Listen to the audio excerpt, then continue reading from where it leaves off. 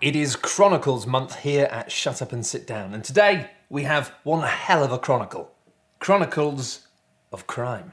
This is a cooperative mystery-solving game with a digital app that keeps track of case progress, interrupts you with updates, and scans cards that let you travel around, examine evidence, pester your colleagues back at HQ, pester members of the general public, pester colleagues back at HQ about members of the general public, and shows you unexpectedly disturbing 3D dioramas of people who have horribly died. Okay, I can see a broken window, there's some newspapers, there's a computer, what is? After a decade of trying to make QR codes happen, it turns out that actually these days they are honestly very good. After you've turned on the auto scan function on the app, you can just swing your phone arm around the table, scampering around London like a caffeinated tiny dog. And the thing is, this is also a fantastic example of how digital and physical games can work together. When you take away the impetus of, well, you know, go and check the leaflet, turn to page 23 to find out what happens. Is this the right paragraph? Without sluggish cross-referencing, it's just go, go, go. Ask him about those suspicious footprints. Ask her about the broken bottle. Ask him why he murdered that man in cold blood. I know what he did. I know what he did. What do you mean he was having his bath? This system allows you to accelerate your theories from 0 to 60 in a matter of moments in a way which is both reckless and dumb, because everything you do in the game is being timed, which means, oh, it's got to be them. I've got to ask him about that. Oh, we've just wasted 10 minutes. No, my theory was bad. And it's the complete opposite of a game we reviewed and loved a few years ago, Consulting Detective. This isn't the slow burn, careful surgery of hunting for clues in the crime-solving classic we reviewed and loved, which sees you trying and usually failing to match the intellect of Sherlock. Where Consulting Detective plays like a slow, mysterious film, Chronicles of Crime is a slightly trashy, more modern detective crime show, and one that's frankly terrified that if it loses your interest for a split second, you're going to change the channel. I think it specifically has the kind of wild brashness of TV show Life on Mars. You bumble around accusing everyone amidst some, frankly, constantly problematic stuff, and all the time you're just thinking, what is this? Is this really happening? It's just, in Life on Mars, it's because it might all just be a weird dream, and in this, it's because some of the stuff just probably shouldn't be in the game. Despite the friendly art, this quickly reveals itself as a quite weird game with a subject matter and coarse language that makes it decidedly not kid-friendly. Now, frequently this game did make us cringe, but a lot of the time when we were playing it, whether it intended to or not, it really, really did make us laugh. And so, in the same vein as 1970s police work, you'll likely find that the detectives who enjoy themselves the most are the ones who do so with a stiff drink in hand. And so, I just need to talk about the fact that a little while ago, we talked about this game on a podcast and about how much we were enamored with the whole thing. And here's the thing. I'm fictional detective PCI Express, and today I'd like to talk to you about the frankly worrying trend of minor YouTube personalities making snap judgments about board games during podcasts. Months ago, we had a live podcast with this excitable young gentleman talking about why Detective, a modern crime board game, it was obscured it live in a form of spoof. And yet just months later, within the very same podcast, he would go on to praise Chronicles of Crime, a game with writing that is just as bad, if not arguably worse. This behaviour, this inconsistency, is an outrageous abuse of hypocrisy, power, hypocrisy. Okay, officer, that's enough. Look, a lot of that is fair. The writing in Chronicles of Crime kind of ranges from patchy to guff, and many of the writers on the cases clearly aren't native English speakers as their first language. And the thing is, it means you have things like your hacker, who you can call up and ask questions during the cases, who's one of the 4 people. Whenever you call him on your mobile phone, he says his keyboard is itching. And that might be a joke, but it also might just be one of the many examples in the game where the translation of phrases just hasn't really landed. And this is a story game. It's a game about a story. Surely having bad writing destroys that and ruins it. Well, it doesn't. And here's why. Last year's Detective: A Modern Crime board game was the kind of game that asked players to take notes, to visualize both a crime scene, but also to build a world within your mind, right down to the tiniest details. And that, for us, made the bad writing seem torturous. Whereas this game has bad writing, but there isn't a lot of writing there. In fact, you kind of forget that a lot of these characters even have names, because the genius here is what this game gives you instead is faces. That guy did that to pay him, and then she lied about it to cover up the lie for her, and then she murdered her because of that. What are their names? I don't know. Does it matter? Lock them up. It is literally ridiculous. There's no nuance here. The characters are two-dimensional. Some of the plot lines escalate wildly, and sometimes it feels randomly. But the lack of nuance here isn't all bad. In fact, the fact that it leans so heavily on cliches is kind of the engine that keeps the game moving. If you're all able to collectively just tune into quite simple basic ideas, you can all keep up with a case very easily. The car man paid off the drug man because he didn't want him to find out about the stuff with the creepy man. Now, obviously, making generalizations and oversimplifying things is how you can easily end up making a game which just perpetuate existing unpleasant beliefs and existing unpleasant power structures.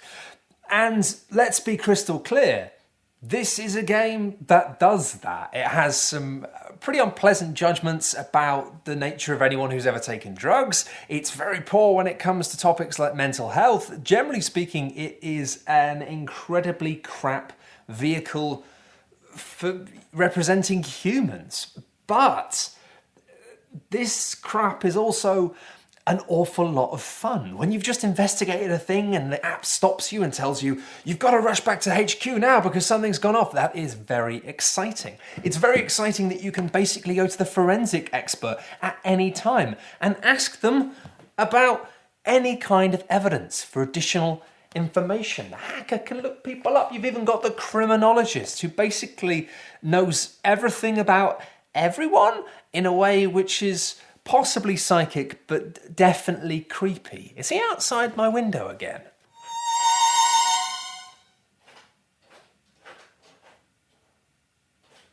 Chronicles of Crime rockets along at an intoxicating pace as you take it in turns with your friends to be the person in charge of the app, scanning people, scanning things, or one of the people who are just looking through for evidence, as it's called out, or looking up through the deck of cards to find who's just died in a fire. Oh, it's him. And the thing is, the experience isn't made worse by the awful writing. In fact, it's actually kind of enhanced. When we played it, we had a dramatic amount of fun just taking it in turns, reading out sort of really quite poorly written writing in slightly stupid voices. And because the app blares out melodramatic music, it really does just amplify that. It's a vehicle for doing impressions from Garth Marenghi's Dark Place. And if you've not seen that yet, then do yourself a service. My goodness, go. But yes, there are disappointing missteps here, and anyone who's frustrated by that has every right to be. This game could have been just as pacey and entertaining without relying and leaning on harmful stereotypes.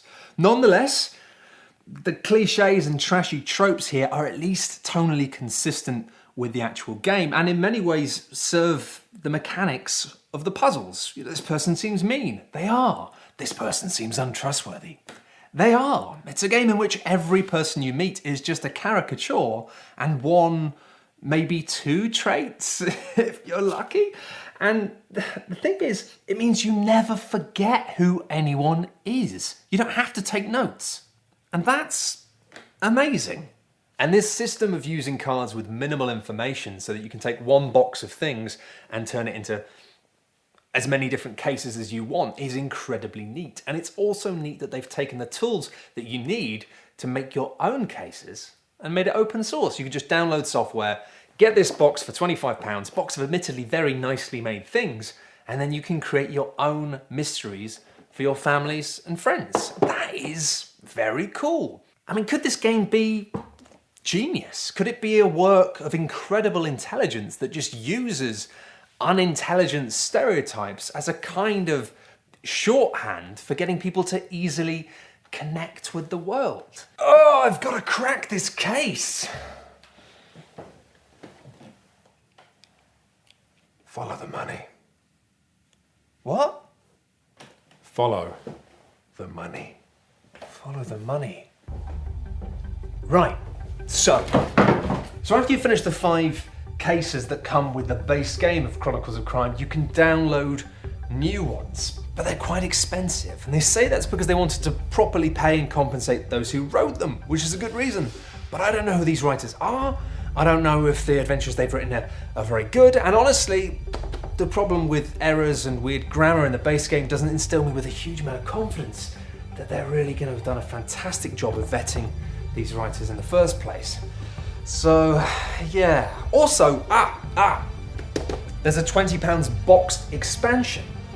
Surely if we want to understand the intentions and skill of this developer to work out if they really are geniuses or not, we just need to look at what they did next. Film noir style crime adventures. Picard, prepare the hollow cupboard. Is that the best you could do? Yeah, and I'm not changing again, so in you go. Okay. And you're going to make it look like Like a hologram. the holodeck from Star Trek? Yes. You're going to make it look like that? Yeah, exactly like With graphics? the holodeck. Okay. In I go. And yeah. Look out for that hologram. Oh.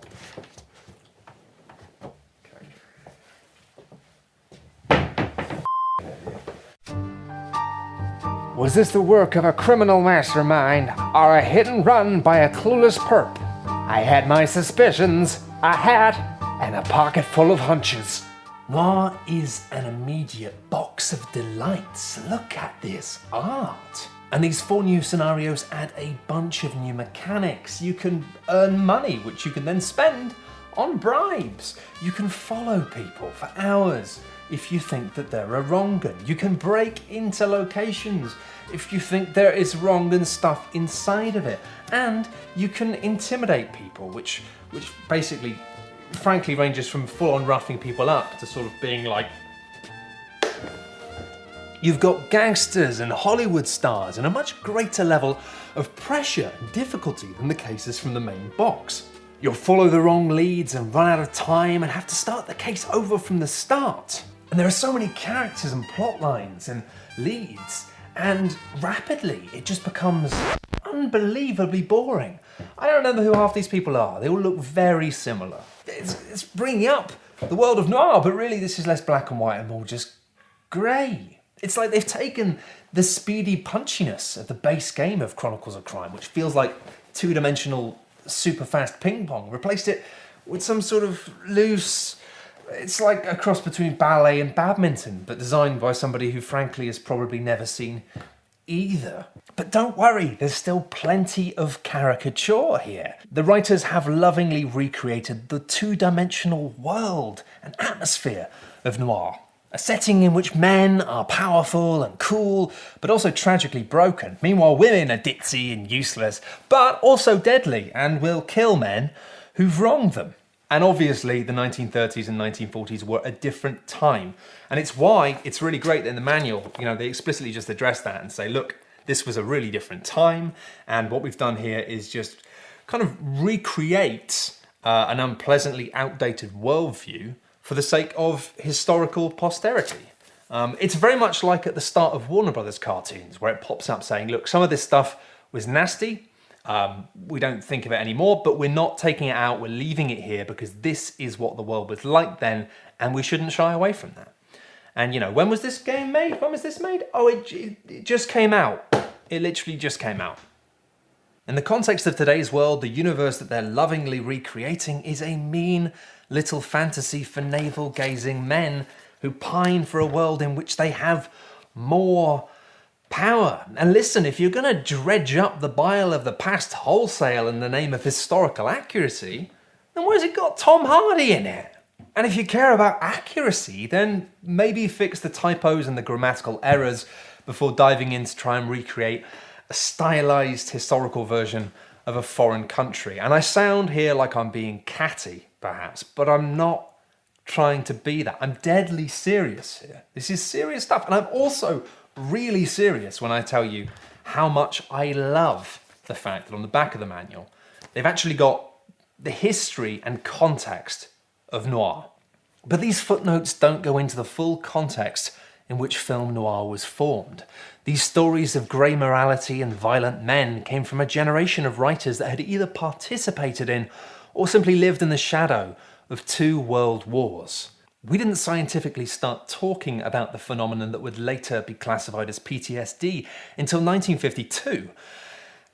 So in that context, it's no surprise that a lot of the creative stories of this era were maybe a little bit obsessed and fixated on tales of broken, tragic heroes. Even the format of older men starring alongside much younger women came about due to World War II, causing a shortage of young men in both the film industry and cinema audiences. And so in digging up the past and just serving it raw as is, it's basically just regurgitating quite an old product that was specifically designed and marketed to appeal to old dudes. And in doing so, it just takes the core of Chronicles of Crime and makes its broad appeal just so much smaller and so much meaner.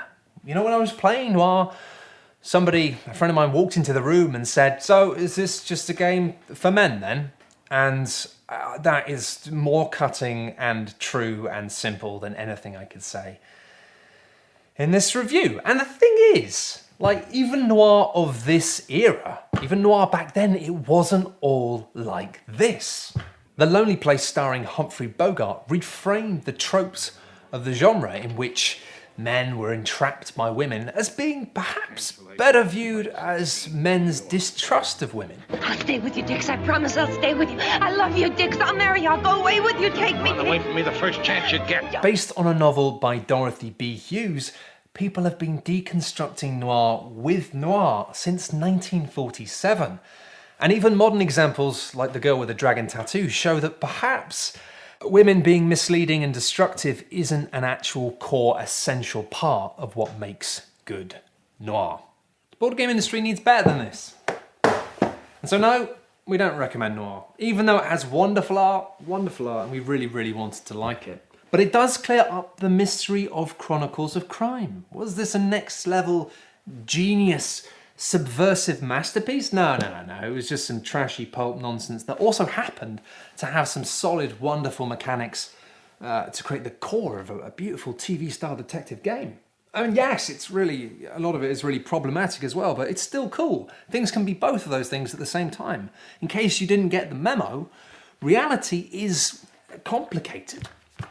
So overall, we couldn't really recommend Chronicles of Crime to everybody because tonally it's just too much of a horror show. But if you go into it knowing that and cool with that, you can have a lot of fun with this box, having fast-paced, goofy detective adventures with your friends and doing stupid voices. You get a lot of good, fun stuff in this core box. Not noir. Forget about noir.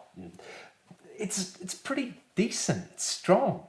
And the fact that you've got all of this system of having faces and connecting people and using the app, I honestly believe that this is an incredibly strong foundation for what could easily be the best TV detective style board game in the world. I'm just not 100% confident that the people who've made these cases for this game are the people to really steer it. But if £25 for a couple of evenings of very silly excitement and fun is something that's reasonable for you in your life to play it and then either go away and make your own cases for friends as a bit of fun, or just to give it to someone else and say, hey, you ever go at this, you might like it, then Chronicles of Crime, I really think, is worth a look. And that, comprehensively, is the surprisingly broad myriad of things you should take into account before considering buying Chronicles of Crime. Do you think that you might consider buying Chronicles of Crime? Follow the money. the money where? Are you going to spend the money in a shop and buy a thing? Yeah, I could see myself buying this, you know, at that affordable price. I kind of see it in the same category as Consulting Detective, yeah, but also as a really fast disposable thing. It reminds me of Unlock, you know? Yeah. Get a few evenings of fun, a little box, give it away when you're done with it. I think that's really nice. I'd probably buy Unlock before I bought this. I would try Unlock first. I'd also probably try Consultant Detective first. And those two games have the advantage that if you like them, there's more of them. Yeah. Whereas if I want more of this, you're telling me now the expansion is not good? Where do I go for more? Yeah, with the base box though, I had a lot of fun. Anyway, yeah, I'm gonna head off and start preparing for the next review in our Chronicles month. Are you good to handle the kind of YouTube outro thing? Oh yeah. You know what? You just. I'll see you in a bit. All right.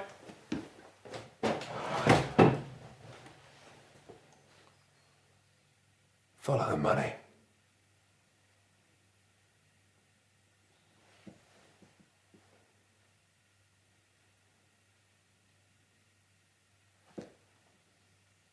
Follow the money.